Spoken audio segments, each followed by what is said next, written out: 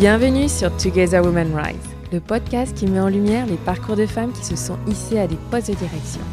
Je suis Cécile Meunier, votre hôte, et dans chaque épisode, nos invités partagent les défis qu'elles ont affrontés et surmontés en tant que femmes et leaders. Plutôt qu'une recette universelle de réussite, je vous invite à créer la vôtre, en apprenant des expériences de celles qui ont déjà parcouru ce chemin. Vous entendrez des récits sincères et des conseils concrets pour guider votre carrière et votre vie personnelle. Que vous visiez une promotion, cherchez de l'inspiration ou ayez simplement besoin de vous rappeler que vous n'êtes pas seul, Together Women Rise est votre espace pour rêver, oser et grandir. Bonjour Peggy et merci d'avoir accepté mon invitation. Je suis ravie qu'on puisse prendre ce moment ensemble pour parler de ton expérience et d'un sujet clé du leadership, la délégation. Bonjour Cécile, écoute, merci de ton invitation et puis évidemment avec plaisir pour échanger autour de ce sujet éminemment important. Oui. Et alors, un petit peu pour te présenter en 2-3 mots pour nos auditeurs, ça fait plus de 20 ans que tu es à la SNCF et depuis 6 ans en tant que dirigeante de différents pôles opérationnels de plusieurs centaines de personnes. Aujourd'hui, tu es à la tête du pôle conception capacitaire Nord-Est Normandie, où tu pilotes une équipe de plus de 100 personnes qu'on appelle les horaristes. Moi, j'aime bien ce mot, c'est pour ça que je le dis. Voilà. Ici, on va dire que vraiment, déléguer, ça fait partie de ton quotidien, dans un environnement, en plus, qui a un peu un buzzword depuis 10-15 ans, qui est le VUCA word, Volatility, Uncertainty, Complexity and Ambiguity. On peut dire que là, vraiment, tes équipes et toi, vous y faites face tous les jours, puisque à la fois, tu as dans ton équipe des personnes qui planifient à 3 ans, d'autres qui replanifient à 1 an, et d'autres qui vont replanifier jusqu'à la veille 17h pour s'assurer de comment utiliser le réseau des trains. Donc là, on est parfaitement dans comment réussir à déléguer quand on n'a pas un contexte stable qui va pouvoir nous rassurer. Mais avant qu'on passe sur notre sujet, j'aimerais que tu te présentes d'une manière plus personnelle et donc à travers 3 symboles. Alors Peggy, quels sont tes 3 symboles qui te représentent en tant que leader et en tant que femme ? Alors, j'ai envie de parler de 3 symboles qui vont peut-être refléter un petit peu mon parcours depuis que je travaille. Alors, je dirais que je vois un peu mon parcours comme un tour du monde. Okay. C'est-à-dire que moi, j'aime beaucoup les voyages, donc c'est une image qui me ressemble assez. Et surtout, dans mon parcours, et en particulier à la SNCF que j'ai intégrée il y a 25 ans maintenant, j'ai eu la chance, mais aussi j'ai fait le choix finalement de découvrir tous les aspects de l'entreprise. C'est une entreprise avec un certain nombre de SA, de nombreuses activités, et j'ai eu cette chance et surtout cette envie aussi finalement de découvrir les différentes SA, donc avec un passage que ce soit chez SNCF Réseau, chez Fret SNCF, chez SNCF Voyageurs, TER, TGV, chez Gare et Connexion, enfin, chez un peu dans toutes les branches, les activités de l'entreprise. Donc, j'ai l'image effectivement d'un tour du monde, des 5 continents, comme les différentes SA du groupe SNCF, et le fait d'avoir finalement une vision assez transverse et assez complète de l'entreprise par finalement le parcours que j'ai pu avoir jusque-là. Et ça n'est pas terminé, j'espère découvrir encore beaucoup de choses. Ok, donc ce qui est important aussi pour toi, c'est la diversité, d'aller découvrir et Exactement. d'aller s'enrichir. C'est ça, j'ai besoin de diversité, j'ai besoin de changement, j'ai besoin de nouveaux challenges et j'ai besoin de ne pas m'ennuyer. Voilà. Et c'est chouette que tu as rejoint un groupe il y a 25 ans qui te permet de ne pas t'ennuyer et de pouvoir Exactement. vraiment te développer à l'intérieur, quoi. Ouais. Exactement. Quand je suis sortie de l'école, jeune ingénieur, on m'avait dit, tu verras, dans les 10 premières années de ta carrière, tu changeras 3 fois d'entreprise pour voir différentes choses. La SNCF a été ma 2e entreprise, mais ensuite, il y a eu tellement de choses au sein de la même entreprise que finalement, j'ai l'impression de bouger tout le temps, finalement, en restant dans la même entreprise, mais avec tous ces aspects et toutes ces activités. Et je dois dire, on va peut-être pas faire trop longtemps l'apologie de la SNCF, mais j'ai d'autres Oui, amis autour de moi qui sont à la SNCF et c'est quand même un trait qui est propre à la SNCF, c'est qu'effectivement permet vraiment à ses collaborateurs d'évoluer et de changer, de pouvoir se développer, d'aller découvrir des nouvelles choses. On n'est pas dans la stagnation. Alors que on peut avoir en tant que client, tu vois, en B2C, ceux qui prennent les trains, on peut avoir une image de la SNCF complètement différente. Mais quand on est à l'intérieur, finalement, ça bouge beaucoup, quoi. exactement. Ouais. Il y a énormément de choses à faire, énormément de projets et c'est passionnant, quoi. Ouais. Alors, et Vraiment. ton deuxième symbole ? Alors, mon 2e symbole, On n'est plus complètement dans les voyages, mais on n'en est pas si loin. Je le qualifierais de trek en montagne, avec Ok. finalement chaque jour ces nouvelles découvertes, ces nouveaux défis, Hmm. que ce soit en dénivelé, en terrain, en météo. J'ai vraiment une impression finalement dans mon parcours, que ce soit au travers des changements de poste, mais même au sein d'un même poste, les différents projets, les différents sujets qui nous viennent chaque jour, chaque mois, chaque année, finalement de vivre un trek au long cours. Ok, et alors justement, si on reste dans cette image de trek, pour toi, c'est un trek donc dans le côté où il faut gravir, où il y a de l'effort. Voilà, raconte-nous qu'est-ce que c'est derrière l'image de trek finalement. Bah, c'est effectivement à chaque fois de nouveaux défis, comme si chaque journée était différente. On repart dans une nouvelle expédition, de nouveaux paysages. Quand je dis nouveaux défis, ça peut être les dénivelés, la difficulté du terrain, Ok. etc., hein, de l'environnement, de la météo qui Mm. est changeante, voilà.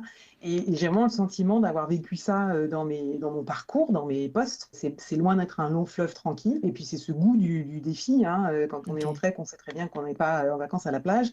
Donc, c'est l'effort, Ok. c'est les challenges, et c'est la satisfaction d'avoir atteint un but, d'avoir réussi sa journée, d'être bien fatigué au bout du compte, mais Ok, donc d'avoir plein les yeux, plein les pattes. ton deuxième symbole, on est vraiment sur le goût du défi et la Ouais, satisfaction de avoir finalement dépassé exactement. ce qu'on était avant le défi et d'être une nouvelle personne avec encore plus d'aide. L'atteinte Super. des objectifs Ouais, et le l'atteinte des dépassement de soi. objectifs, le dépassement de soi. Super. Et alors le Voilà. troisième. Alors le troisième, encore une image. Je qualifierais aussi mon parcours de chemin, alors je ne veux pas dire sinueux, hein, mais chemin jalonné de lumière, de feux de Bengale, enfin de lumière attirante, réchauffante, Hmm, qui sont en fait les belles rencontres que j'ai pu ok. faire tout au long de mon parcours, des rencontres inspirantes, rassurantes aussi, que ce soit parmi ma hiérarchie, quelle qu'elle soit, puisque j'ai effectivement différents postes dans différentes activités. J'ai eu des rencontres marquantes qui ont ponctué mon parcours. Voilà, des personnes que je vais garder en mémoire, bien sûr. Et puis aussi parmi mes collègues, hein, ou partenaires dans le travail, il y a quelques rencontres comme ça qui ont marqué mon parcours. Alors c'est soit parce que des personnes qui partagent les mêmes valeurs que moi, soit des personnes qui intellectuellement m'ont marqué, des personnes qui ont un charisme, une vision, une logique, qui m'ont pas laissé indifférente, quoi. Yes. Voilà, des rencontres inspirantes. Et si je reviens vers tes valeurs, les mêmes valeurs que toi, pour toi, tes valeurs, si c'est OK pour toi de les communiquer. Bah, c'est les valeurs de l'effort, de la loyauté, de l'engagement et de l'humain. OK, Voilà, vraiment. super. Super, bah, on va aller voir aussi dans la délégation comment tu les... comment tu arrives à les vivre. Mais avant qu'on rentre dans la délégation, toujours pour toujours mieux te connaître, ce que je te propose, c'est, si tu es OK, de nous partager quel a été ton plus grand défi professionnel jusqu'à maintenant, dans ces 25 ans. Oui, alors j'ai presque envie de dire que c'est un défi au long cours parce que je l'ai toujours vécu et en même temps bien vécu. C'est le fait de me sentir toujours à ma place en étant femme dans un milieu très masculin, voire quasi exclusivement masculin, depuis le début. Que Mm. ce soit lors de mon entrée dans la vie active, puisque j'ai commencé alors pendant un peu moins de 4 ans avant d'entrer à la SNCF, j'étais jeune ingénieur dans l'industrie chimique et j'ai tout de suite pris un poste d'ingénieur de production dans un milieu exclusivement masculin. Donc, j'étais la plus jeune et en plus la seule femme, Mhm. manager déjà d'une équipe de techniciens et d'opérateurs de production. Et tout de suite, mon objectif était de me sentir à ma place, de ne pas avoir à m'excuser d'être là, Mm. d'être à l'aise, responsable, et de me dire qu'il n'y avait aucune différence finalement entre hommes et femmes, tous des individus qui travaillaient ensemble, avec chacun son niveau de responsabilité, et donc de ne pas faire de différence. Et c'est quelque chose que j'ai retrouvé finalement très régulièrement dans mon parcours, parce qu'en entrant à la SNCF, on le sait aussi, c'est effectivement un effectif plutôt masculin, une entreprise plutôt masculine, surtout quand on est dans des branches comme SNCF Réseau. On travaille dans un milieu d'hommes. SNCF Réseau, c'est quand même que 20% de femmes, donc Ok. voilà, essentiellement entouré d'hommes. Mais voilà, c'est quelque chose je me suis toujours dit ça ne devait pas avoir d'importance dans ma manière d'être, dans ma manière de faire, dans ma manière de manager. Donc, je ne sais pas si on peut appeler ça un défi, mais en l'occurrence, je me suis toujours dit que je n'avais pas à faire de différence, ni moi-même à m'excuser d'être là, quoi, en fait. Ok, et alors concrètement, est-ce que tu as un exemple où justement, tu as eu ce moment où tu t'es dit, là, je sens que je ne suis pas traitée de la même manière parce que je suis une femme et je vais agir comme si c'est pas grave. On ne fera pas de différence. Alors, je ne sais pas si je me suis dit ça. En revanche, j'ai plutôt finalement souligné les atouts d'être une femme dans ces situations de management notamment. J'ai réalisé, alors c'est probablement aussi une question d'attitude et de Mhm. personnalité, pas seulement le fait d'être une femme, mais en tout cas j'ai réalisé que je pouvais bénéficier quand même d'une forme de respect, peut-être plus spontané. J'ai notamment vu ça en particulier quand j'ai pris un poste de dirigeante de proximité au fret, dans un Mhm. triage, une équipe exclusivement masculine, d'opérateurs, donc de T'avais gens quel du âge à ce moment-là, terrain. un petit peu pour qu'on se Alors situe? moi, j'avais 28 ans. Tu avais 28 ans et tu dirigeais des gens qui avaient quel âge, qui avaient Il y combien avait, alors, d'ancienneté?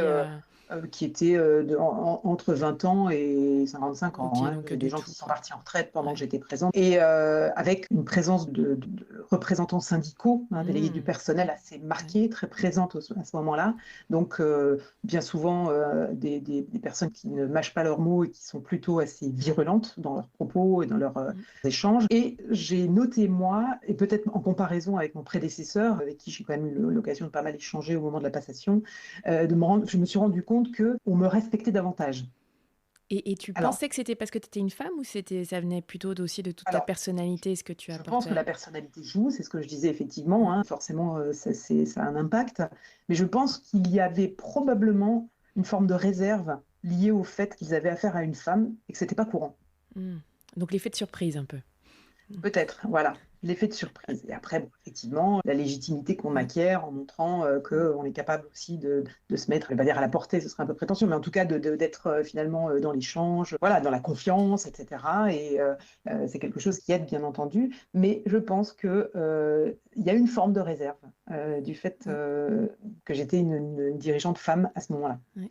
Et là, ce qui m'intéresse, même si c'est pas le sujet de cet épisode, c'est quelque part, tu es passé derrière des hommes, dans un monde d'hommes, et tu as choisi, ce que j'entends par rapport à ton prédécesseur, de ne pas justement manager de la même manière, donc d'avoir ton style Mhm. peut-être plus féminin. Et souvent, ça peut être la difficulté où on se dit, ben, faut qu'on. Tu vois, parce que quand j'entends, tu vois, il y a que des hommes, on peut se dire, bon, bah là, faut qu'on se la joue, mec, dur, montrer que, voilà, même si on a des seins, ben, en fait, c'est comme si on avait une paire. Alors que là, moi, j'entends que t'as pas du tout fait ce choix-là. Non. Et là, je me demande, quand je t'entends, t'as jamais eu le syndrome de l'imposteur quand tu prenais tes prises de poste en disant, là, je vais pas être à la hauteur, t'étais toujours tac. Non, alors Hein. pas du tout du fait d'être une femme en tous les cas. C'est vrai que parfois, sur certains postes, je me demandais, alors c'est aussi typiquement féminin, hein, on dira que je me disais que, oh là là, si j'ai pas telle compétence ou en tout cas à tel niveau, est-ce que j'aurai la légitimité? Mm, Est-ce qu'on va me prendre au mm, sérieux? Est-ce qu'on va m'écouter finalement? Est-ce que finalement je vais pouvoir prendre les bonnes décisions et gagner l'adhésion? mm. Mais dans les faits, je ne me suis jamais dit, parce que je suis une femme, je ne suis pas à ma place. Jamais, jamais. Et je pense qu'il ne faut pas laisser paraître ce Mm, genre d'impression, parce que c'est là mm. qu'on pourrait se faire facilement piétiner, quoi. Oui, oui. Non, mais sans parler d'être une femme, mais justement, comme tu dis, le côté, est-ce que j'ai vraiment toutes les qualifications? Je passe derrière quelqu'un qui avait peut-être beaucoup de charisme. Enfin, tu vois, un peu ce Hum, côté comparaison qui est hum. toujours négative envers soi-même. Un peu. Donc, j'entends quand même que assez facilement, tu as su revenir, te concentrer sur tes qualités et les utiliser comme atout pour te positionner et être un leader. Et j'entendais dans ce que tu disais, d'être dans le dialogue. Ça avait l'air de Oui. Hum. faire partie Alors, sans pleinement. prétention, parce que finalement, Mm, on est soi-même, hein. Je dirais que c'est pas, enfin, je ne décide pas d'être comme ça ou comme ça. Je suis spontanément et mm, naturellement comme ça. Et force est de constater que finalement, toutes mes expériences managériales se sont bien passées. Avec mes collaborateurs, je ne dis pas qu'il n'y a pas eu de temps en temps mm, des recadrages nécessaires, mm, mais ça c'est normal, je dirais que tout c'est à dans la fait. vie de tout manager, homme Mm, ou femme d'ailleurs.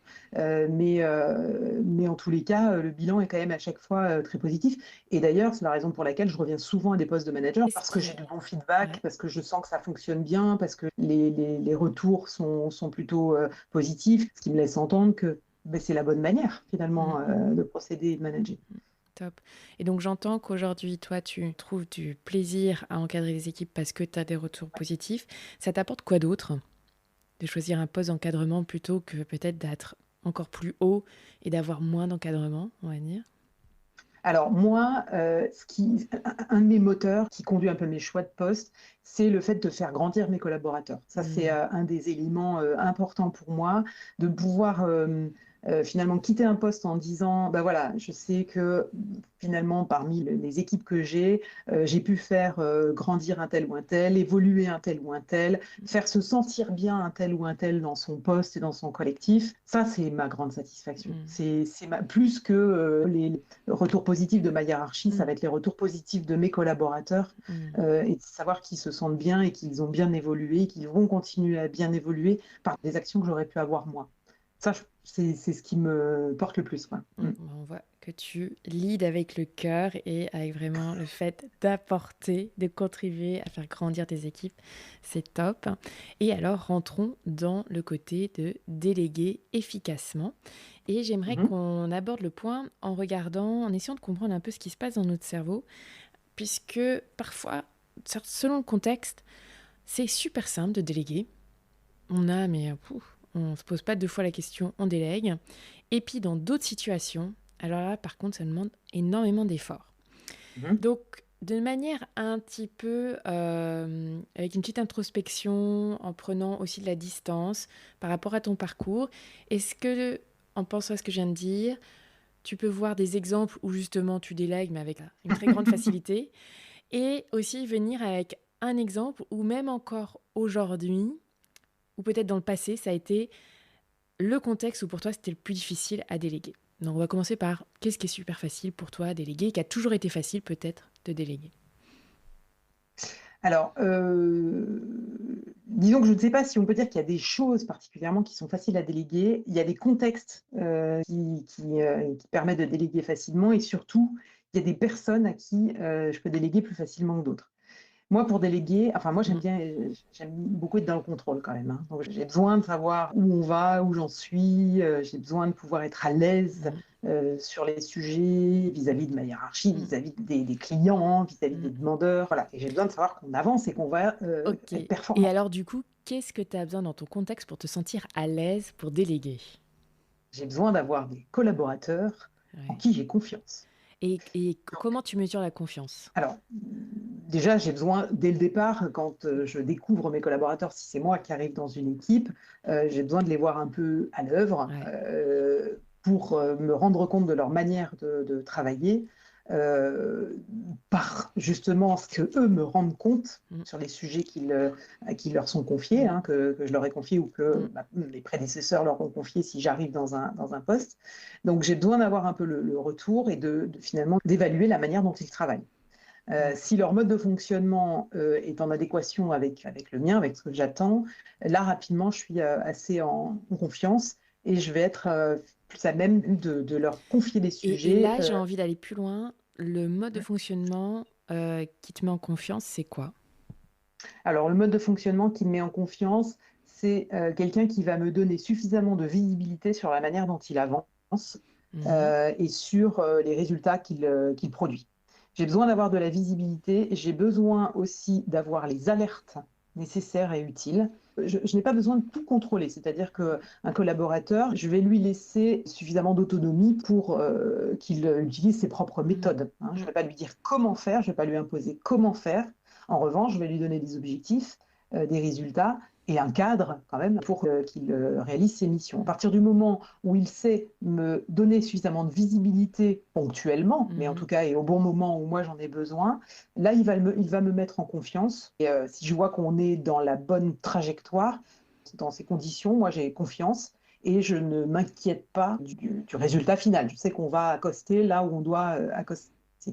Si par exemple je manque de visibilité, si le collaborateur rechigne à me donner des Mm. éléments, à me faire des retours, Mm. ou est à la dérive, bah, Mm. alors là, forcément, ça va m'inquiéter davantage et je vais avoir un management plus resserré et je vais peut-être hésiter davantage à lui confier des sujets forts Mm. en jeu.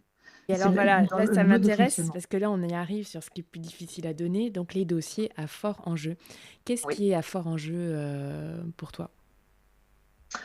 Tout va dépendre des missions que j'ai. Là, dans mon poste actuel, les enjeux, c'est la satisfaction des clients et notamment l'intégration de nouveaux clients, puisqu'on on a quand même des enjeux concurrentiels importants à la SNCF et Mm. beaucoup de nouveaux entrants qui viennent circuler sur le réseau ferré national. Et puis des enjeux aussi de maintien des voies Et qui qu'est-ce sont qui... entretenues. Parce Et que donc, ça, pour moi, ça c'est... peu importe qui c'est, ça fait partie de leur ouais. job. Mais qu'est-ce Mm, qui fait que tout d'un coup, ça peut être un très grand enjeu par rapport à un mm, petit enjeu? Enfin, tu vois ce que je veux dire? Qu'est-ce qui va faire ouais. que la tâche, là, tout d'un coup, tu vas pas la donner à celui qui t'a montré que ton il pouvait aller à la dérive, enfin, où ta confiance, elle n'est Mhm, pas à 100%, et que tu mhm. vas aller le donner justement à quelqu'un que tu as 100%. Quand je parle par exemple des chantiers, Mm, on va avoir des projets qui sont extrêmement stratégiques. Par mhm, exemple, actuellement, je ne trahis aucun secret, hein, il y a mm, des gros travaux pour le prolongement du RER E. Le parcours du RER E, c'est quelque chose qui est extrêmement stratégique, très politique, très mm. très suivi par nos patrons et par tous les financeurs et qui se joue sur mon secteur. Donc j'y mets des collaborateurs dont je sais qu'ils vont pouvoir mener à bien les sujets étape par étape, hein, parce Mm. qu'on ne mange pas l'éléphant en une seule bouchée, comme on dit. Ouais. Voilà, sur ces sujets-là, j'ai tendance à déléguer à des Mm. collaborateurs de confiance dont je sais qu'ils ont et les compétences et les méthodes pour réussir à Mm. atteindre chacun de nos objectifs, quoi. Donc, est-ce qu'on pourrait dire que quand c'est à fort enjeu, c'est quelque part quand il y a aussi ta responsabilité qui est beaucoup plus mise en jeu, Bien sûr, justement? bien sûr. Il y a des sujets sur lesquels on est beaucoup plus exposé. Donc moi, Mm. la première, Mhm. évidemment, mais mes équipes aussi. Mais en tous les cas, oui, il y a des sujets qui sont extrêmement sensibles et pour lesquels on ne peut pas se louper. Et évidemment, la délégation n'exclut pas le contrôle. C'est-à-dire Mm. que, comme je disais, moi, j'ai besoin d'avoir les retours réguliers, le niveau d'avancement, les alertes, et pour éventuellement, moi, intervenir quand il y a besoin à Mm. mon niveau de décision, de redonner le cap ou de faire évoluer le cap, justement. Mais en tous les cas, je ne veux pas être prise au dépourvu. Donc, c'est pour ça Mm. que j'ai besoin de retours réguliers, quoi. Yes. Et j'aimerais maintenant qu'on aille voir des freins que tu as eus. Parce que là, on voit que tu es plutôt, après plus de 25 ans, à manager des équipes. On voit que tu as pris en compte, voilà, est-ce que j'ai confiance? Quelle est la capacité de mon collaborateur? Si ça marche moins bien, hop, recadrage. Je peux m'appuyer sur ceux qui ont plus d'expérience. Donc, on voit que tu gères tes entreprises. D'ailleurs, tu as des feedbacks positifs. Maintenant, si on revient sur ces 25 années, ou même encore de temps en temps, quels sont, à ton avis, les freins? Des freins qui nous empêchent de déléguer. Donc, tu l'as dit, il y a le contrôle. Mhm, Et je pense que, je ne sais pas si tu sais te remettre dans les pieds de la Peggy dans son premier poste de manager, mhm, de passer de celui qui fait à celui qui délègue et qui accepte que c'est mhm, plus lui qui va faire. Tu vois, quels étaient à ce moment-là tes freins? Donc, il y avait cette perte de contrôle, que c'est pas toi qui vas le mhm. faire. Est-ce qu'il y en avait Ouais. d'autres, tu vois, qui te viennent à l'esprit dans cette difficulté de se lâcher prise un peu? Et Mhm, donc, on a vu qu'il y a la confiance. Donc, quand il y a le manque de confiance, ben, ça peut être un frein. mhm. La responsabilité, on l'a vu aussi. Ouais. Mhm. Euh, Alors après, il y a simplement aussi le niveau de compétence, hein. Le mm, collaborateur qui n'a pas le niveau de ouais. compétence, Que je remets encore dans euh, la confiance, pour moi, ben c'est c'est voilà, ça, c'est ce ouais. que j'allais dire. Et Finalement, est-ce que tu as ça rejoint un peu déjà la eu, confiance. du coup, moi j'en ai une Ouais. que je vois très souvent et que j'ai vu chez pas mal de collaborateurs, c'est la peur de perdre du temps. C'est-à-dire que quand on sait qu'on peut faire cette Ah, tâche super rapidement c'est vrai, et qu'en c'est fait, vrai. il va falloir former le collaborateur, Oui. pas qu'une heure, mais sur plusieurs mois parfois, Oui. pour qu'il devienne Oui. aussi compétent que nous. Donc Mhm. là, toi, maintenant, effectivement, tu as des seniors, donc du coup, tu n'as Oui. plus besoin de faire toute cette partie-là qui peut être assez longue au niveau apprentissage. Et on Mhm. peut avoir sous format de stress, parce que parfois on a, surtout quand on est middle manager, plus on va dans les senior managers, c'est différent la pression, mais en Mhm. middle manager, on peut avoir une pression très vite, hop, il faut que ça soit fait pour aujourd'hui. Voilà, on a tous eu last minute, tiens, il me faut ça, et tu es là, ok, est-ce que je délègue? Mais finalement, moi, ça va être aussi rapide que je le fasse. Donc il y a Oui, cette question qui se c'est pose. vrai. Mhm. Je suis assez d'accord. C'est vrai que bon, ça m'est déjà arrivé aussi, mais effectivement, alors maintenant étant manager de manager, ça se présente moins. Mm. Comme tu le dis, hein, cette perte de temps, des fois, je pourrais faire quelque chose qu'un collaborateur ferait en plus de temps. Pour autant, maintenant, j'ai tellement de choses à faire que la délégation est quasi obligatoire. Donc, je fais en sorte de choisir les collaborateurs.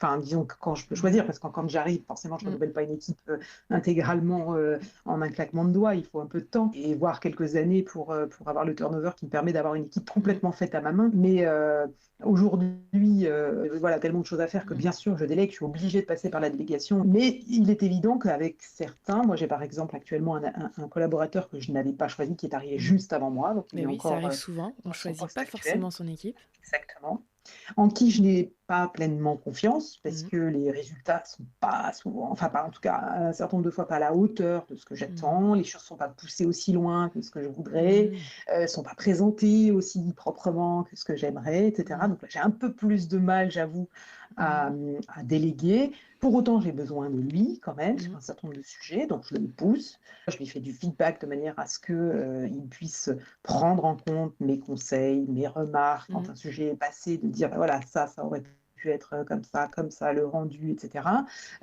Ou la posture aussi, parce qu'il y a Mm. aussi des fois des remarques à faire sur des sujets de posture, la manière de prendre les sujets, l'engagement qu'on y met, etc., etc. En tout cas, ce qui est certain, c'est que je ne manque pas une occasion de faire un feedback sur quelque Mm. chose qui a été Top. produit, rendu. Yes. Donc j'entends que pour gérer en tout cas le frein de la confiance et que tu vas dire je vais perdre du temps parce que cette personne ne sait pas faire la tâche, donc peut-être qu'il faudrait que je la fasse. Donc il y a d'une part, toi aujourd'hui en fait tu es obligé de toute façon de déléguer parce que tu as d'autres choses à faire qui ont plus de valeur et que tu es embauché pour faire ces choses-là. Donc tu as reconnu ce pourquoi tu es embauché et que tu n'es pas en train de faire les tâches de tes collaborateurs.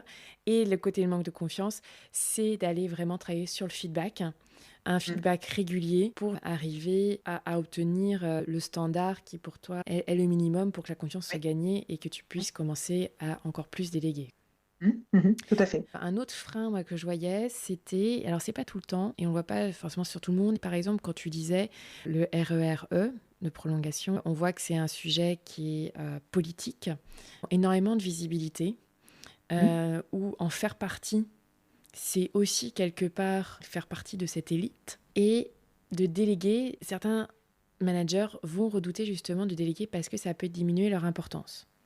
Je pense que parfois, il y a l'ego qui peut jouer, donc c'est pas forcément ton cas, mais je pense que c'est aussi un des freins que parfois, il faut arriver à se regarder soi-même. Est-ce que là, je veux être sûr qu'il y ait mon nom sur le document alors que c'est mon collaborateur qui a tout fait. Et ça, c'est quelque chose que je vois encore parfois par moi, ce que j'appellerais du management un peu old school, Oui. Oui. Mhm. où il y a encore, je mets mon nom. Et parfois, c'est même l'environnement lui-même qui Oui, oui, interdit oui. à des gens plus Mhm. jeunes au niveau hiérarchique de présenter au niveau du board. C'est seulement un certain niveau qui a le droit d'aller présenter. Oui, oui. Non, mais Euh, oui, je suis d'accord avec toi, ça existe. Alors, bon, moi, dans les exemples que j'ai en tête, j'ai pas été obligée finalement d'effacer mes collaborateurs qui ont travaillé sur les. Moi, mm, je préfère dans ces conditions dire, voilà, mon équipe a travaillé, telle personne a mm, travaillé. D'ailleurs, je parle très, très rarement à la première personne. mm, Bien souvent, c'est quelque chose qui me marque quand j'entends les mm, gens parler à la première personne. mm, Ça me vient tout de suite à l'esprit de dire, mais il travaille tout seul, ça mm. m'étonnerait fort. Ouais. Bah, je pense qu'on a bien vu les différents freins et qu'en fait, voilà, pour les dépasser, bah, c'est d'accepter de lâcher prise en partie, de faire monter en compétence pour gagner la confiance, de travailler sur son ego si on a un problème avec la perte de pouvoir et d'avoir l'impression de perdre son temps. Et peut-être perdre son temps, on n'est pas assez resté dessus. Et si tu reviens dans le passé, Oui, si tu regardes la Peggy, début de manager jusqu'à oui. maintenant, comment tu organises maintenant ton agenda pour pouvoir être là pour monter en compétence à la fois tes équipes et gérer tes urgences? Peut-être qu'il y a des choses qui ont évolué dans ta manière de gérer ton temps, tes priorités. Enfin, par exemple, il y a 20 ans, tu faisais, je sais pas, un après-midi à côté de la personne, quand aujourd'hui, tu fais des micro-points d'un quart d'heure tous les jours. Enfin, tu vois, est-ce que tu as changé tes Ouais. techniques managériales, en fait, où tu trouves que ça fonctionne mieux en Alors, je dirais France? que ça dépend des personnes, mais de manière générale, je fais quand même attention à ce que ça ne me mange pas complètement mon temps. Moi, je me rends compte, par exemple, que j'ai des collaborateurs qui fonctionnent très différemment. J'ai des gens qui ont besoin que les échanges soient structurés. Donc, ils ont besoin, et j'ai des collaborateurs, d'ailleurs pas forcément que des tout jeunes, hein, Mhm. qui ont besoin de se dire, moi, j'ai un temps avec la chef une fois par semaine. Et donc, j'ai ma demi-heure ou mon heure toutes les semaines avec la chef pour faire le point sur les différents sujets, pour lui demander les conseils que j'ai à lui demander, etc., etc. Moi, ça me va assez bien parce que du coup, c'est cadré. Mm. Ça, c'est planifié dans mon Mm. agenda et ça, je ne suis pas débordée par ça. J'en ai d'autres qui sont un petit peu plus brouillons et ils appellent dès qu'ils ont pas. Donc, Mm. ça peut être très fréquent. Et là, c'est à moi de dire, écoute, on ne peut pas se parler à longueur de journée. Enfin, je veux dire, on a chacun des choses à faire. Toi comme moi, nos agendas sont bien remplis. Donc là, je cadre effectivement, soit je vais donner effectivement des rendez-vous ponctuels, c'est peut-être pas une heure par semaine précise à tel moment chaque semaine, Mhm. mais en tout cas, je vais consacrer le temps qu'il faut, mais à mon rythme et comme je ne vais pas me laisser envahir, je dirais, Mhm. hein. Donc, chose que peut-être avant, je maîtrisais un peu moins. C'est-à-dire que s'il y avait besoin, il y avait besoin, hein. Je répondais au plus vite. Là, je suis un petit peu plus, heureusement, dans la maîtrise de mon agenda et donc du temps que je vais consacrer à ça Mhm. et au reste. Donc, je vais plutôt donner les rendez-vous, dire, bon, là, on est sur un sujet spécifique, donc oui, il y a besoin d'un accompagnement particulier, donc on va le programmer. Si je suis disponible là, Mhm. très bien, on le fait maintenant. Si ce n'est pas le cas, on se donne rendez-vous, on ne laisse pas tomber le sujet, mais voir, je Mhm. délègue l'accompagnement. C'est ça, C'est-à-dire que j'allais ça en arriver arrive là. aussi, Ouais, ça arrive. J'ai ouais. des agents ou des collaborateurs qui sont plus ou moins Mhm. expérimentés, chacun dans leur domaine, et le cas échéant, je vais chercher l'accompagnement chez quelqu'un d'autre. Mhm. Et ça m'arrive d'ailleurs assez régulièrement, de dire, écoute, tu vas aller voir ton collègue, Mhm. machin, je le préviens, bien entendu, hein, mais lui va t'expliquer comment on fait ça, va te donner la pratique, le process, l'état d'esprit, etc. Il s'est fait à ma place, je dirais. Mhm. Hein, parce que j'ai confiance dans l'autre Mhm. dont je sais qu'il va pouvoir Mhm. non seulement être enfin, les bonnes méthodes et les attendus, mais ensuite l'expliquer, mais également l'expliquer. Et Hein. j'aime bien ça parce que là, en fait, on sort de s'implanter son temps, c'est de réussir à avoir toutes les compétences qu'il y a dans ton équipe et de Oui, voir comment, en fait, ils peuvent co-s'éduquer, oui, co-se oui, oui, former oui. et finalement Mhm. compter les uns sur les autres et que ça soit pas forcément toi, Mhm. le sauveur, quelque Oui, part, oui, tout à fait. justement qu'il y a un collectif, une Mhm, mhm. coopération et du coup, le réseau de support est plus large que juste son Ah, mais manager complètement, direct. ouais, complètement. Et ça, je fonctionne beaucoup comme ça, en fait, hein. Globalement, les collectifs je dirais que j'ai la chance d'avoir des collectifs qui s'entendent bien et qui travaillent bien ensemble. La plus dure des expériences que j'ai eues, finalement, ça a été un Mhm. collectif de femmes Mhm. qui était plutôt dans la compétition que dans Ouais. l'entraide. Et ça a été assez marquant comme expérience parce qu'elles avaient chacune un portefeuille propre, Mhm. mais avec des missions similaires, hein, chacune Ok. sur son portefeuille, sur son périmètre Mhm. géographique. Mais j'ai senti une forme de compétition et vraiment de compétition avec qui se montrait le plus, Mhm. se disait la meilleure. Et ça, c'était assez détestable comme ambiance, hein, des égos peut-être un peu, enfin, très dimensionnés Mhm. dans l'équipe. Et comment, est-ce J'ai que toi, tu as réussi justement à changer ce climat?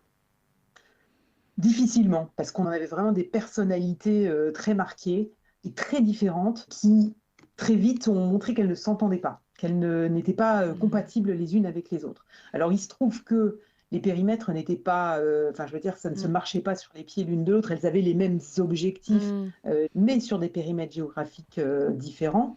Et donc finalement, chacun gérait ses propres Mhm. sujets sur son périmètre, Et alors, qui n'était voyons pas assez. voir, voilà, parce que ça peut nous arriver en tant que manager, hein, comme on dit, on choisit pas ses équipes. Ouais. Souvent, on est parachuté. Face à ça, c'était il y a combien d'années déjà, ça? Il y a une bonne quinzaine d'années Ouais. maintenant. Maintenant, avec toute l'expertise, avec toute l'expérience que tu as gagnée, tu reviendrais Mhm. sur un poste où enfin, pas forcément ce poste, mais avec Et dans ce une type de équipe qui a situation. une ambiance pareille de compétition. Mhm. Qu'est-ce que tu dirais à la Peggy il y a 15 ans comme peut-être comme pratique à essayer, managériale, à essayer de mettre en Mhm. place pour apporter un environnement qui va être plus productif et plus efficace, plutôt que de Mhm. se tirer à la bourre et d'avoir une ambiance détestable? Mhm.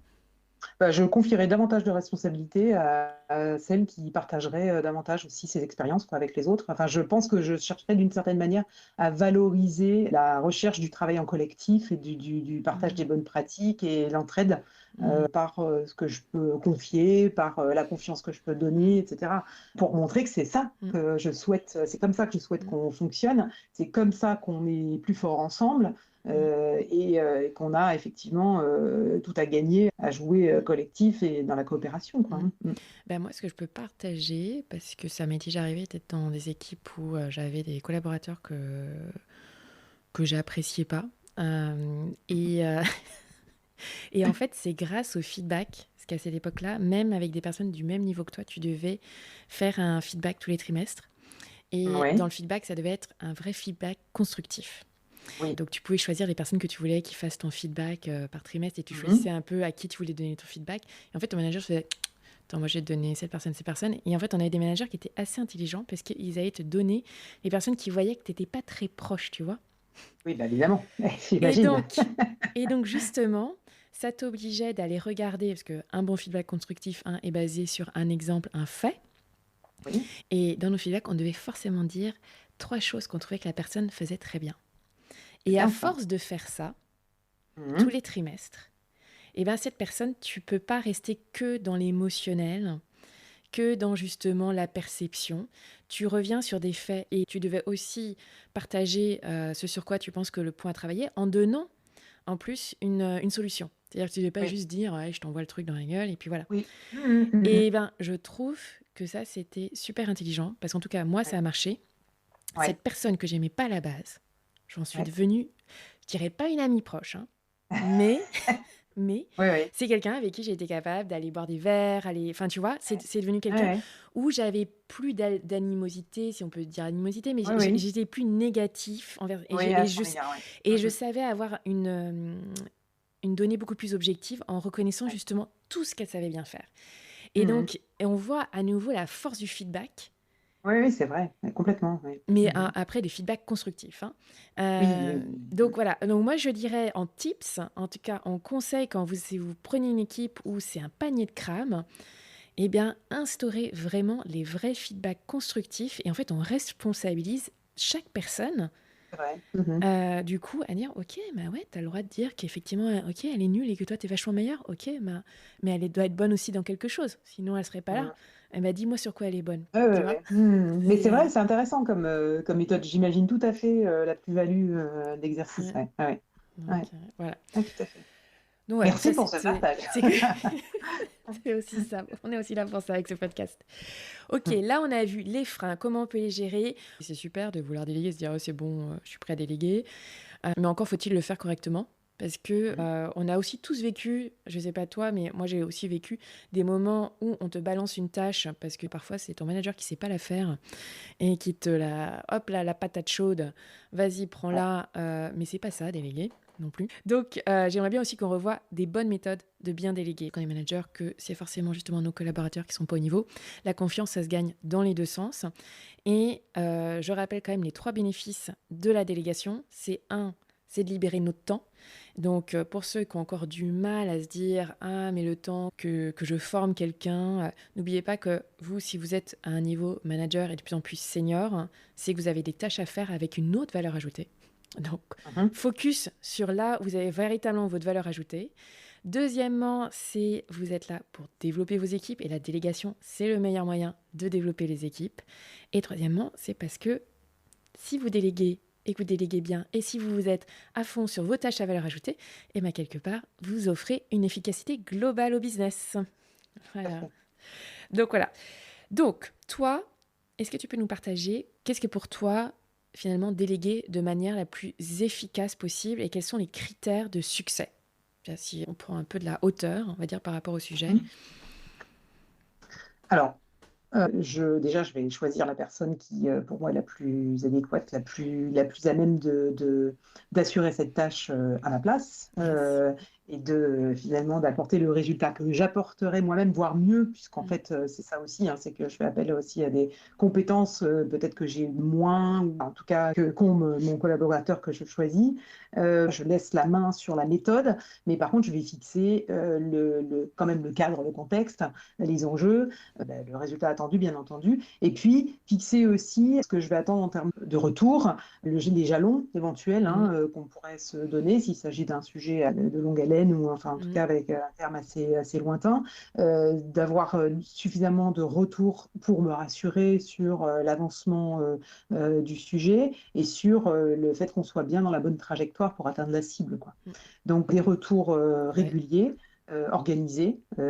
C'est comme pour même les choses qui ne sont pas forcément déléguées, mais qui sont les missions de mon pôle, hein. Mmh. Je fixe des objectifs qui sont parfois des objectifs long terme, Mmh. mais j'ai tendance pour pouvoir assurer une bonne performance et garantir qu'on arrivera au résultat final, de fixer des objectifs intermédiaires, de jalonner les étapes et les objectifs, on ne Et se perde justement, pas, ces objectifs on n'est pas rendez-vous à la fin. intermédiaires, c'est toi Hmm. qui les fixes ou tu les co-crées avec la personne? C'est-à-dire, tu lui laisses dire à ton ami, c'est quoi les différents Ouais. jalons?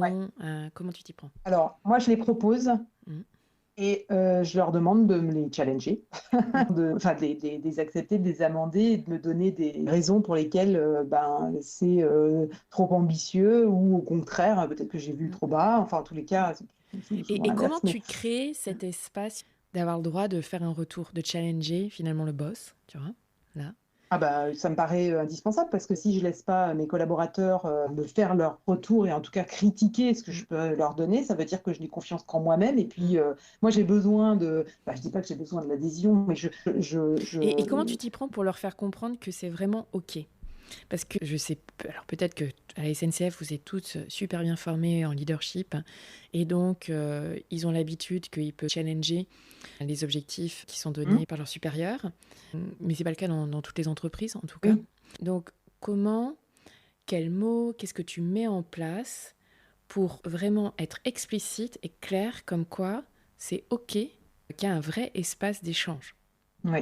Alors, bon, déjà, les objectifs cibles sont un peu moins discutables que les objectifs intermédiaires. C'est-à-dire que s'il y a une cible, c'est aussi celle que moi, je dois atteindre. Donc, il va Mmh. falloir qu'ils l'atteignent avec moi. Donc, on est tous dans le même bateau Mmh. et il va falloir qu'on y aille Mmh. collectivement. Donc, je compte sur eux pour m'aider à atteindre l'objectif qu'on m'a fixé, Mmh. voire que j'ai aussi challengé. Parce Mmh. que j'ai aussi mon mot à dire, si je puis dire. En tout cas, je discute avec ma hiérarchie, ma direction, Mmh. hein, sur certains objectifs quand je considère qu'ils sont démesurés, Mmh. inatteignables, etc. Je n'ai pas la langue dans la poche. Donc, mes collaborateurs, évidemment, quand j'ai accepté un objectif, c'est que je considère qu'il y a moyen de l'atteindre. Même si c'est ambitieux, j'identifie les leviers, je me dis qu'on peut pousser et on doit pouvoir l'atteindre. Évidemment, il faut que j'arrive à aussi l'expliquer et convaincre mes collaborateurs qu'on va y arriver et qu'ils vont y arriver. Mais il y a des éléments de contexte, il y a des sujets qu'eux connaissent mieux parce qu'ils ont un peu plus les mains dans le camp que moi et qui vont pouvoir me mettre sur la table pour dire là, attention, peut-être que là, celui-ci, on n'y arrivera pas, mais le suivant, on arrivera à faire un pas plus important. Je dis n'importe quoi, mais par exemple, ils ont des effectifs, ils ont des équipes pour Mmh. réaliser leurs tâches et leur production. S'il y a une période, on sait qu'il va y avoir n'importe quoi, mais la moitié de Mmh. l'équipe en congé, je ne peux Mmh. pas attendre la même progression. Mmh. Alors, moi, je suis bien capable de l'estimer déjà un peu à mon niveau, Mmh. mais eux connaissent davantage le fonctionnement de leur équipe, savent ce qu'ils vont accorder comme congé, Mmh. etc. Enfin, c'est vraiment un exemple basique, Mmh. mais c'est des éléments que je vais forcément entendre et je vais leur demander et ils vont m'expliquer aussi quels leviers ils vont activer, comment, quand, etc. pour espérer atteindre tel ou tel objectif. Donc, c'est une discussion. Moi, je Mmh. leur fais confiance. Enfin, je vais leur dire, OK, s'ils me disent, écoute, moi, ça, je ne pourrais pas l'atteindre là, mais je pourrais plutôt l'atteindre là, parce que je vais faire ça, ça et ça. OK, très bien. Donc, tact, on fixe l'objectif comme ça. Évidemment, tu ne viendras pas me dire au moment où tu ne seras pas au résultat que, ah Mmh. bah, il s'est passé ça, ou il y a eu ci, ou il y Ouais. a eu là. Enfin, je veux dire, ils le prennent en ayant Mmh. bien mesuré leur Mmh. contre-proposition. Ouais. Et alors, avant de qu'on clôture, j'aimerais bien, parce que j'aime bien montrer que parfois c'est quand on fait pas correctement qu'on apprend le plus. Moi, je vais te donner un exemple et comme ça va peut-être t'inspirer pour toi aussi Mhm. partager un mauvais exemple de management, de délégation, tu vois, que tu as Ouais. pu faire dans le passé pour montrer que c'est en forgeant qu'on devient forgeron. Mon exemple de mauvaise délégation, La première fois que j'étais manager, donc Martin, pour pas le nommer, donc doit me rendre un document. Donc, j'avais pas de souci à lui expliquer voilà ce que j'attendais, le cadre, le sens. Et quand il me rend le document, en fait, j'en avais fait plein de documents comme ça. Et je lui ai fait des remarques sur ah, mais t'aurais dû écrire comme ça, c'est pas comme ça qu'on tourne. Enfin. Et là, il me dit écoute, Cécile, et je le remercie pour ça, il me dit écoute, Cécile, je n'écrirai jamais comme toi. Tu vois, enfin, c'est pas exactement ce qu'il m'a dit, mais en gros, ça voulait Ouais. dire ça. Genre, de toute façon, je n'offrirai jamais le même rendu que toi, tu aurais fait. Et là, en fait, si tu veux, pour moi, ça a été un éclairage. Enfin, tu vois, ça a été un grand moment, parce que, un grand waouh. Je me suis dit, mais complètement. Mais là, qu'est-ce que tu es en train de faire? Mais oui, il n'est pas toi, il est lui. Et en fait, on s'en fout. Tant que le résultat, la qualité est là, eh ben, c'est OK. Et en fait, de m'être trompée. Et surtout, merci. Et donc, pour tous ceux qui ne sont pas encore managers, ou même qui sont managers et qui ont un supérieur, justement, qui fait ce genre de remarques, ce genre de choses, mais donner le feedback parce que c'est tellement puissant. Enfin, en fait, on ne peut pas grandir, nous, en tant que manager, si on n'obtient pas le feedback. Et moi, de l'avoir eu si tôt, ça m'a permis de lâcher, et justement, comme tu disais, le processus, le style, ça appartient à chaque collaborateur. Et on n'a pas, en tant que manager, à passer du temps dessus. Et ça, plus vite on l'apprend, plus vite nos équipes sont contentes. Hein. Ouais, tout à fait. Tout à Donc fait. ça, c'est par exemple mon exemple de comment j'ai appris à travers mes erreurs dans la Ouais, ouais. délégation. Est-ce que tu en as une autre ou qu'est-ce que quelque chose qui vient à l'esprit où tu te dis rétrospectivement, suite à certaines erreurs, tu t'es amélioré? Bonne question. J'ai eu si peut-être, mais je ne sais pas si j'en tire des leçons, mais malgré tout, oui, j'ai eu un moment, un couac quand même dans une de mes expériences, il y a 8 ans peut-être. Mhm. J'ai eu un adjoint avec qui tout était très fluide, Mhm. tout se passait très très bien. J'avais vraiment une grande confiance en lui, donc bon, justement, j'avais une bonne délégation. Et il y a eu une perte de confiance qui m'a quand même beaucoup déstabilisée, mais pas à cause d'un sujet précis, d'une manière de faire. C'est quelqu'un qui, alors malheureusement, c'est quelque chose qui a touché l'éthique. C'est un Guadeloupéen Mhm. et qui a dû être extrêmement marqué par des sujets de racisme dans Mhm. sa jeunesse. Et il se trouve que dans mon unité opérationnelle, à l'époque, on a eu un sujet d'éthique important avec un collaborateur, bon, des propos sexistes, etc. Et le sujet a été géré sur le plan disciplinaire. Mhm. Mais mon adjoint, qui avait une très mauvaise image de ce collaborateur, Mhm. en a profité, je dirais, d'une certaine manière, pour le charger davantage et dire, Mhm. il a, au-delà de propos sexistes, il a aussi des propos racistes. Et il a eu manifestement des propos racistes à mon égard. Et le sujet était déjà très très sensible parce qu'on était enfin, Ouais, pas tout à fait au licenciement, mais pas loin, Mhm. sur le premier sujet qui était Mhm. reproché. Et mon adjoint est venu m'en parler. Mais je disais attention, le sujet est sensible, il est déjà très lourd actuellement. Tant qu'on n'a pas de preuves, c'est délicat d'aller venir rajouter ça au pot. Et lui m'a dit, bah, écoute, pas de souci, moi je vais avoir les témoignages. Je vais avoir les témoignages. Mhm. Et donc, je l'ai laissé en toute confiance, Mhm. justement, puisqu'il m'a dit qu'il allait chercher Mhm. les témoignages. Je l'ai laissé amener les sujets. Ouais. Mais là, il y a eu une perte de confiance totale.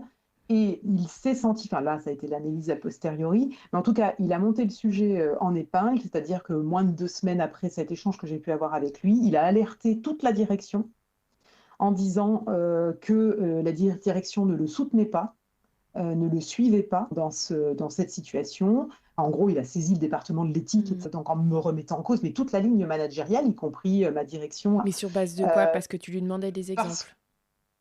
Oui, je lui demandais des exemples, mais finalement, il a joué sur le fait qu'il était victime, il aurait dû être pris en main, entre guillemets. Le sujet Mhm. il aurait dû être pas écarté, mais en tout cas, Mhm. on aurait dû prendre des mesures conservatoires et enquêter sur le sujet, qu'il ne soit pas lui-même à devoir chercher des preuves de choses qui étaient contre lui. Mhm. Bon, le fait est que Mhm. lui n'avait plus confiance en moi parce qu'il ne s'est pas senti soutenu et donc la confiance était rompue et c'est Mhm. allé extrêmement loin. Mhm. Je ne veux pas rentrer dans le détail, Mhm. mais c'était un sujet extrêmement, Mhm. extrêmement compliqué à gérer par la suite. Mais là, en tout cas, je me suis dit, et d'ailleurs, à certains moments, je me dis, bon, au final, comment j'aurais dû quand même réagir autrement face à ce type de Mmh. situation. Je n'ai pas l'impression d'avoir fait réellement une erreur, Mmh. mais ce serait à refaire. Enfin, je veux dire, si je me Ouais. retrouvais dans une situation similaire, je pense que déjà, j'alerterais ma hiérarchie. Je ne garderais Mmh. pas le sujet à mon niveau. Là, je me suis dit, OK. bah, il va me chercher des preuves. Donc, une fois Mmh. que je les ai, bah, forcément, on va alimenter le Mmh. dossier et je vais prévenir ma Mmh. hiérarchie, bien entendu. Là, je l'ai gardé à mon niveau. Mmh. Alors que sur des sujets d'éthique hyper sensibles comme ça, au sein de l'entreprise, en tout Mmh. cas, on a quand même le mot d'ordre de faire remonter Mmh. le sujet. Donc j'aurais dû être, en tout cas, ne pas me dire j'ai confiance en lui, oui, de toute façon on est Mmh. dans le même bateau, bien sûr il va Mmh. aller chercher les éléments et puis on va. Non, Mmh. j'aurais dû dire, ça a beau être mon adjoint, ça a beau être quelqu'un en qui j'ai extrêmement confiance et lui confiance en moi, le sujet il est très sensible, je l'épargne et Mmh. je mène quelque chose par moi-même, mais en tout cas j'alerte au moins ma hiérarchie pour Mmh. revoir avec ma hiérarchie comment on prend le Mmh. sujet qui est hyper sensible. Mmh. Donc en gros ça m'a laissé entendre que sur ce genre de situation, il faut surtout pas qu'il y ait d'excès de confiance, en tout cas. On a beau être proche et très en phase avec un collaborateur, il y a quand même toujours des limites. Il faut quand même se méfier et prendre toutes les garanties pour Mmh. éviter que ça explose. Et j'imagine qu'il y a des procédures, en fait, que vous êtes aussi formés dans ce process, les managers, justement, pour Mm. ces sujets sensibles. Et c'est là où on voit que parfois notre affectif fait qu'on ne suit pas Oui. les process. Et c'est vraiment là où on voit l'importance des process, parce que souvent on dit oh Mm. là là, encore un autre process, etc. Mais en fait, souvent les process sont là pour nous épargner. Oui, tout à fait. Et, Mm, euh, mm. Mais et, complètement. Mm. et donc, ça, je pense Mm. que c'est aussi un bon rappel pour tout le monde. Suivez le process quand il y a ça, quand on est tout d'un coup dans des crises. Mm. Mm. Moi, j'ai travaillé dans le food industrie. Ça arrive tout d'un coup, soi-disant, il y a un produit qui est poison, enfin, il y a quelque chose pas correct. Mais là, on a un process, on suit le process, on ne pense même pas. Mm. Parce que c'est en suivant le process qu'on garantit que ce soit à Mm. la fois pour le consommateur et à la fois pour soi, que on ne sera pas responsable et que tout est Mm. fait de manière à que si on termine au tribunal, on a suivi Oui. les Ouais, choses ouais, tout à bien fait. correctement. Et donc, peu importe le type de crise, hein, que ça peut être Mm. une crise, là, on est racisme, sexisme, voilà, ou que ça vient d'un consommateur, je pense que franchement, suivez les process. Dans les grosses Ouais, entreprises, on fait souvent la tout gueule à fait. à cause de ça, mais finalement, ils Mm. sont vraiment Mm. là pour nous sécuriser et pour qu'on soit justement à l'abri. Exactement. Ouais. Ok, et ben écoute, avant qu'on se quitte, j'aimerais juste rappeler à tout le monde un peu la structure d'une bonne délégation que tu nous as partagée. Donc si je récapitule, c'est se rappeler que c'est le résultat qui compte plus que le processus, hein, comme tu l'as dit. On laisse une marge de manœuvre. La méthodologie, ça appartient à son collaborateur. On lui fout la paix. 2, on identifie à qui on donne la tâche. On va aller chercher, selon la complexité, selon l'impact que ça a dans l'entreprise, on va aller chercher la meilleure personne qui peut être. Et si il y a personne, bah, comment on monte en compétences, hein, Ouais. et puis continuer à faire monter les autres en compétences, comme ça on aura encore plus le choix la prochaine fois. C'est mettre en place un suivi structuré. Là, on l'a vraiment entendu. Pour toi, c'est important. Ça permet de garder de la visibilité, d'être clair sur les attentes et donc avec les fixer des points réguliers et du feedback constructif, hein. Et puis, ce que j'aime bien aussi, ce qu'on a vu avec toi, c'est créer un climat de confiance et d'autonomie. Un dernier conseil, c'est de repenser le perfectionnisme. Parce que dans la délégation, si on est perfectionniste, ça ne peut pas marcher. Puisque accepter l'erreur, hein, puisque c'est une opportunité d'apprentissage, c'est pour ça que c'était important que chacune, on raconte un peu certaines erreurs qu'on a faites pour voir à quel point que c'est à travers ces erreurs, de toute façon, et en les analysant, évidemment, hein, toujours en voyant qu'est-ce que je peux apprendre de ça, que ça nous permet de continuer à grandir. Et du coup, juste pour le mot de la fin, Peggy, est-ce que tu as un dernier conseil à ajouter pour nos leaders ou les leaders en devenir pour qu'ils délèguent efficacement? Ben, moi, j'aime bien l'idée du mieux vaut fait que parfait. Mieux vaut fait que Euh, parfait. Ouais, oui. ouais, ouais, oui.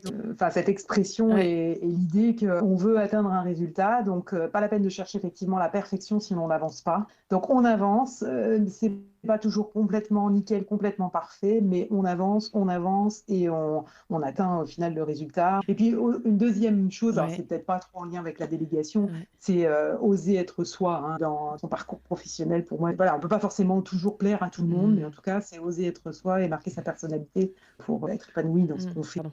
Et pas Oui, terminer exactement, schizophrénique exactement, à vouloir exactement. correspondre à ce qui est censé être un super leader.